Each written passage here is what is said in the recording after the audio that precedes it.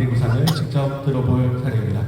먼저 소개해드릴 분, 미래 세대를 대표할 청년 인재입니다. 지역 발전에 앞장서온 주인공, 어린이의 꿈을 키워줄 초등학교 교사에서 공익 변호사로 변화에 도전했습니다.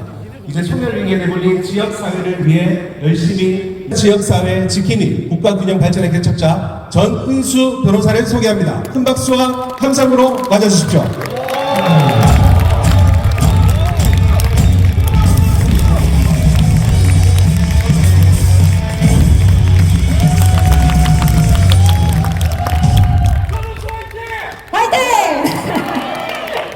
네, 안녕하세요. 예전에는 초등학교 선생님이었고 지금은 변호사로 활동하고 있는 전은수입니다. 반갑습니다. 오늘 여러분들에게 저의 과거와 현재 그리고 미래에 관해서 간단히 들려드리고 싶습니다. 과거에 저는 아이들보다 밝고 명랑한 선생님이었습니다. 그랬을 것 같지요? 교대를 졸업하면서 선생님이 되었을 때 내 교실에서만큼은 아이들이 행복했으면 좋겠다. 정말 이런 생각으로 생활을 했던 것 같습니다. 5학년, 6학년을 주로 맡았는데 그때는 그 주 5일 수업이 아니라 토요일에도 수업이 있는 데였거든요. 그래서 학교 수업이 끝난 오후나 그리고 일요일에 방과 후인데도 제가 이제 그룹별로 아이들을 데리고 나가서 맛있는 것도 먹이고 서점에 나가서 책도 사주고 저희 집에도 데려가고 저희 어머니한테 가서 김밥도 싸먹이고 뭐 이렇게 정말 애정을 다했던 것 같습니다. 25살 때는 대전에서 정말 잘 맞는 동료 선생님들 4명과 함께 이제 몰래 방과 후에 그때 유행하던 원더걸스의 노바디 춤을 연습해서 전체 학예 때 깜짝 등장해서 정말 충격적인 선생님들이 되기도 했었습니다. 네, 그때 같이 했었던 친구 중에 그 동기 한 명은 지금 아이 둘을 놔두고 이제 하늘나라로 가게 돼서 이제는 노바디가 그렇게 막 즐겁지가 않더라고요. 지금 이 사진은 제가 6학년 아이들 여기 보이십니까? 여기 제가 있습니다. 여기 제가 있고 여기 누워있는 친구도 있죠. 제가 최근에 이제 서울에 왔다 갔다 하면서 기차표가 다 매진돼서 어쩔 수 없이 공항으로 달려갔습니다. 달려갔는데 어느 키 큰 학생이 저한테 키 큰 이제 남자 학생이 저한테 저기요 이러는 거예요. 그래서 뭐지? 이렇게 했는데 이 학생이었거든요. 선생님 저 수철이에요 하는 거예요.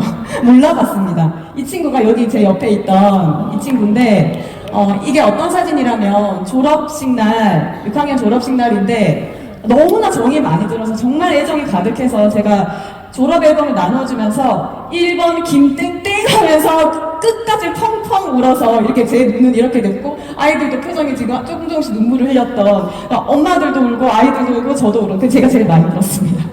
그랬던 기억이 납니다.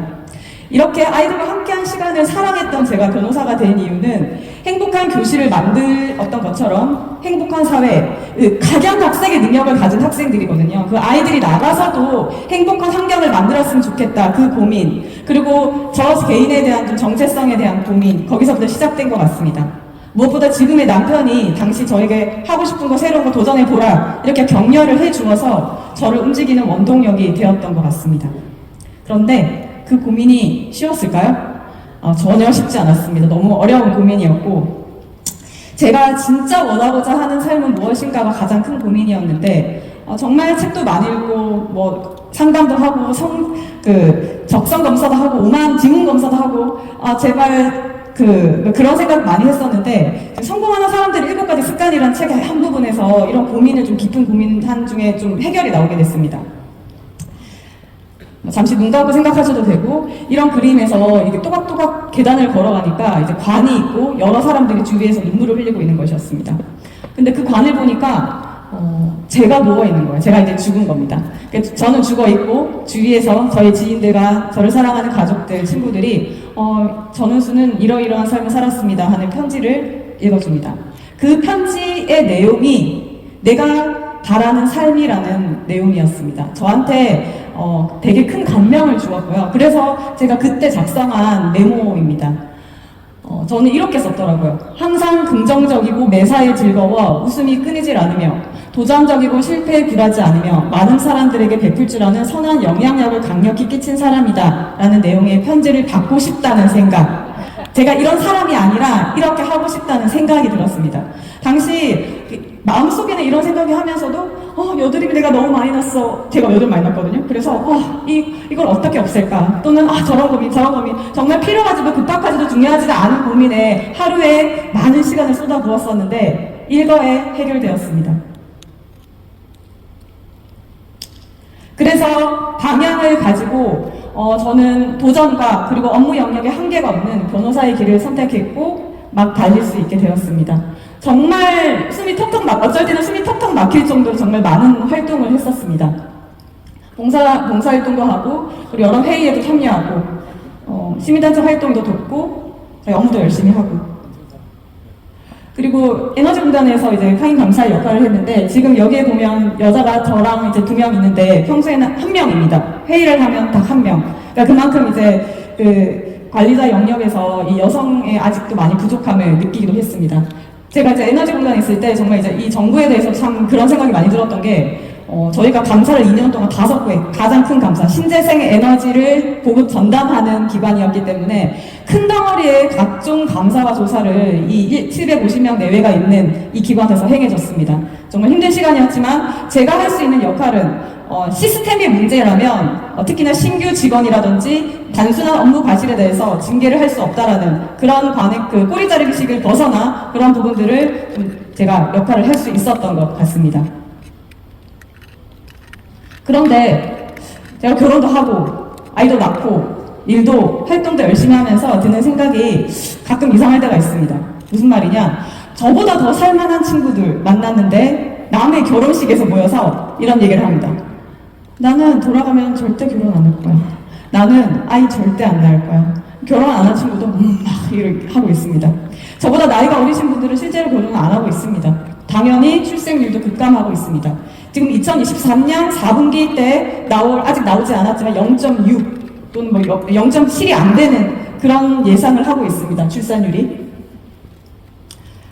전 세계적으로 출산율이 급감하는 경우는 감염병이나 전쟁이 발생했을 텐데 우리 대한민국 지금 감염병의 시기 아닙니다. 전쟁의 시기 아닙니다. 그렇기 때문에 더 위기일 수 있습니다. 왜냐하면 특정 사항이 끝날 것을 기다리기가 어렵기 때문입니다. 저희 정부가 가만히 있었을까요? 가만히 있었던 건 아닙니다. 16년간 280조 원 부었습니다. 1년 평균 내면 17.5조. 출생아 수가 지금은 25만원이 안 되지만 평균에서 40만이라고 할 때 17.5조 나누기 40만 명 하면 1인당 한 4,400만원 돌아갑니다. 그러면 그때부터 만약에 한 명당 4,400만원을 지급했다. 그럼 좀 달라지지 않았을까 하는데 그런 생각이 드실 수도 있죠. 그런데 이 예산에는 문제가 있습니다. 이 저출산 대책 예산이라는 것이 전세 자본 대출 금액도 포함되어 있고 그 다음에 미래사회 대비 디지털 분야 미래형 실무 인재 양성 이 예산까지 다 포함되어 있습니다. 즉 저는 제 생각에는 진짜 노력을 하지 않았다. 진짜 백의 노력을 하지 않았다라는 생각이 듭니다.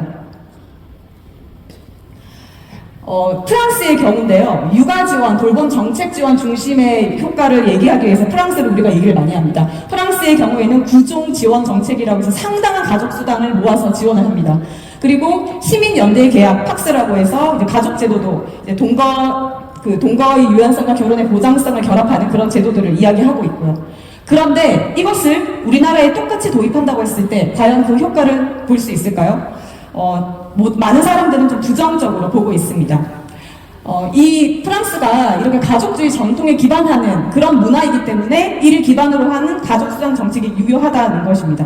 이에 대해서는 제가 소득격차 얘기할 때 한 번 더 말씀드리겠습니다. 그렇다면 대한민국 저출생의 원인, 그 키워드는 저는 격차라고 보았습니다. 우리가 경쟁에 대해서 얘기를 많이 하는데 이 자본주의 사회에서 그리고 노력하는 사람이 조금 더 가져간다는 거에 대해서는 우리가 인정을 하고 있습니다. 하지만 그 경쟁에서 이기고 승패에 대해서 너무나 큰 격차가 커진다는 것, 그게 문제라고 생각했습니다. 저는 그 격차를 3가지로 소득 격차, 그리고 교육 격차, 지역 격차 이렇게 나누어 보았는데 소득 격차에 보면 똑같이 일을 해도 대기업과 중소기업의 격차가 지금 2배, 3배 더 늘어가고 있습니다. 한 가지 더 붙여서 아까 제가 육아 지원 정책 했는데 우리 육아 지원 정책 현금 늘려야 됩니다. 육아휴직 기간 늘려야 됩니다. 아빠 의무화해야 됩니다. 그런데 실제로 이 정책만 그 현금성 지원과 육아휴직 기간만 늘리면 중소기업은 전혀 못 지키고 자영업자 못 지키고 대기업 공공기관만 지켜줄 수 있는 거기서 격차가 더 일어난다는 사실 그런 부분에도 저희가 반드시 간과해서는 안 된다는 것입니다. 두 번째는 교육 격차입니다. 사교육비가 대부분이 양육비용의 격차인데 이거 저희가 많은 사람들 얘기하죠. 사립 유치원 이번에 지원금을 하게 됐습니다. 그러니까 유치원 안 보내서 우리 삶의 질이 높아졌네? 우리 가장 삼겹살 하나 더 먹겠네? 이게 아니라 학원 하나 더 어디 보내지? 그런 고민을 한다고 합니다. 실제로 제가 들은 이야기입니다. 그런 부분들, 격차가 계속 벌어지고 있다는 거. 지역 격차, 수도권이 과밀 집중되고 청년들은 거기로 이동하고 저희는 지방을 소멸하고 그런데 저는 이 격차들을 지역에서 해결해야 된다라고 보았고 그게 바로 국가균형 발전에 우리가 반드시 올인해야 된다는 것입니다. 수도권은 1000대 기업 본사가 86.9%, 100대 기업 본사가 91%, 신용카드 사용액이 75.6%입니다. 다 몰려 있습니다. 지역별 대학교 숫자를 보면 더 처참합니다. 서울특별시만 해도 48개, 울산만 볼까요? 4개, 종합대학으로 지금 1개밖에 없습니다. 누가 남아 있겠습니까? 그래서 이 초저출산 문제를 국가균형 발전으로 해결해야 되는데 이게 불경 메가시티 그리고 더 크게 영남권 그랜드 메가시티로 해결해야 된다는 것입니다. 그리고 이 60년, 70년대부터 만들어왔던 우리 조선자동차 석유화학공단의 중심지 산업수도의 핵심인 울산은 그 핵심 도시가 될 수 있다는 것입니다. 그 핵심 도시가 되어야 되고요. 그리고 이 울산은 아까 산업수도로 되어 있는데 지금 산업의 전환이 시급한 상황입니다. 에너지 산업으로의 전환, 그리고 산업과 연계된 교육, 산업과 연계되지 않은 교육이 아닌 산업과 연계된 교육, 그리고 그 밖에 의료, 문화, 주거, 교통, 인프라가 갖춰져야 된다는 것입니다. 그런데 이러한 상황에서 전 당대표 김기현은 서울시로 편입을 추진했습니다. 그 다음 이제 좀 사그러질, 저는 저 워딩이 잘못된 워딩인 줄 알았는데 그 다음 이제 한동훈이 목련 피는 봄오면 김포는 서울 될 수 있을 것, 메가 서울을 외치고 있는 것입니다. 지방 살리게 하자고 목 놓아서 캠페인을 벌여도 모자란데 메가 서울을 외치고 있는 것입니다. 그래서 이번 총선에서는 지역 이기주의에 매몰되지 않고 장기적인 비전을 가진 앞으로 내다볼 수 있는 정치인을 뽑아야 합니다. 아까 말씀드렸다시피 국가균형 발전을 이루기 위해서는 일자리, 교육, 인프라 이런 모든 것들이 종합적으로 그리고 수도권에 대응하는 정도의 기능이 들어가야 되는데 그 중에서도 오늘 제가 말씀드리고 싶은 것은 지역 의료 문제 간단하게 말씀드리겠습니다. 저는 전국의 사립의대 편법의료 문제 해결을 위해서 힘써왔는데 이 지역 의료 문제를 해결을 시작으로 국가균형 발전을 이뤄야 된다고 생각합니다. 이 사립의대 편법 운영은 울산에 의대가 없다. 쉽게 말해서 울산에 의대가 없고 서울 아산의대가 있다라고 하시면 바로 알 것 같습니다. 지역을 위해서 만들어진 의대가 서울에서 모든 행정팀이 들어가 있었는데 그것들을 이제 교육부에서 시정명령을 내렸습니다. 이건 울산만의 문제가 아니라 전국 지역의 한 8개 대학의 문제입니다. 그런데 이에 대해서 환원하면 그 병원의 경쟁력이 없어져 이렇게 얘기를 합니다. 과연 그게 맞는 말일까요? 경쟁력이 없어지도록 만들었기 때문입니다. 부속병원과 협력병원을 이게 저는 되게 중요한 문제라고 생각하는데 이 사립대학 회계 구조를 보면 우리가 의대가 부속병원이 있고 협력병원이 있습니다. 부속병원은 예를 들어 울산 대학교 병원이라고 치면 됩니다. 그리고 협력병원은 서울 아산병원입니다. 그런데 국가에서는 협력병원도 지원해주고 부속병원도 지원해줍니다. 그런데 이 부속병원에서의 그 순이익은 다시 학교로 투자하게 돼 있습니다. 그런데 협력병원의 그 순이익은 다시 돌아오지 않도록 되어 있습니다. 이것은 반드시 입법으로 해결돼야 될 문제라고 생각합니다. 이러한 부분들을 좀 주목해서 볼 필요가 있다라고 생각합니다. 지금 의대 정원 확대가 굉장히 전국에 큰 이슈가 되고 있습니다. 하지만 단순한 의대 정원 확대로는 부족합니다. 우리 지역의대, 공공의대, 지역의사제 이런 제도가 빠진 것은 반쪽짜리다. 결국에는 수도권에 병원과 의사가 몰릴 수밖에 없다. 그렇기 때문에 이 부분에서 저희가 절대 계속 지켜나가고 확인해 봐야 될 문제라고 생각합니다. 그래서 저는 지역의 인재들이, 지역의 학생들이 지역의대에 진학하여 지역의 우수 의료인으로서 개인과 사회에 모두 기여할 수 있어야 된다. 이렇게 좀 마무리를 하고 싶습니다. 네, 여기까지 경청해 주셔서 정말 감사드립니다. 그리고 저희 부울경에서 저희가 이제 전국 돌면서 불경에 왔는데 제가 너무 이제 우리 저희 구역에 온 것 같아서 너무 기분이 좋고 그래서 한번 구호 한번 외치고 들어가겠습니다. 제가 불경 화이팅, 울산 화이팅, 부산 화이팅, 불경 화이팅 하겠습니다. 부산 화이팅! 울산 화이팅! 불경 화이팅! 고맙습니다.